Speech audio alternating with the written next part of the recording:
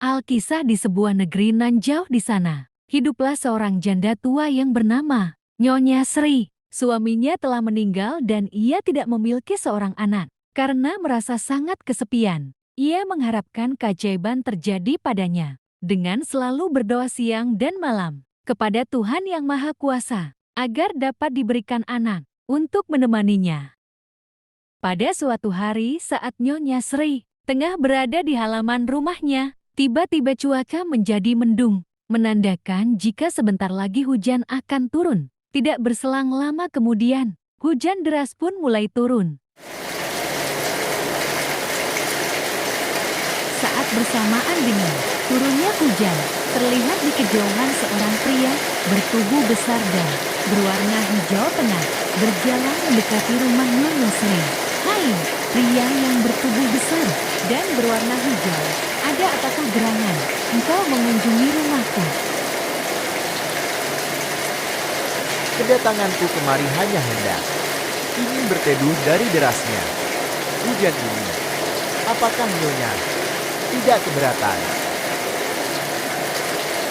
Tentu tidak, Tuan. Namun, rumahku ini tidak akan muat untuk menjamu Anda di dalam. Oh, tentu tidak, mengapa Nyonya. Aku akan tetap berdiri di sini hingga hujan reda. Mereka tetap melanjutkan mengobrol hingga hari menjadi petang.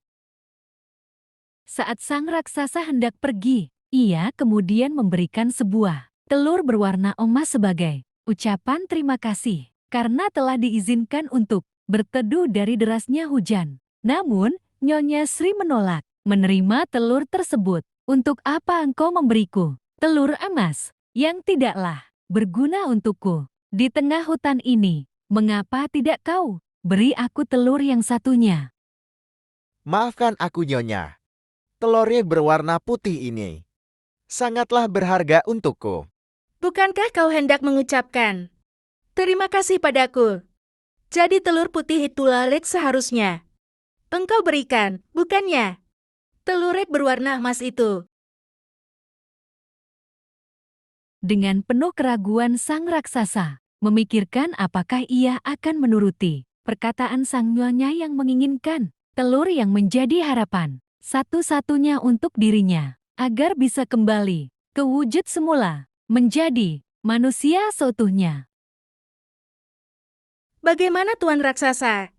Apakah engkau merasa berat memberiku telur tersebut?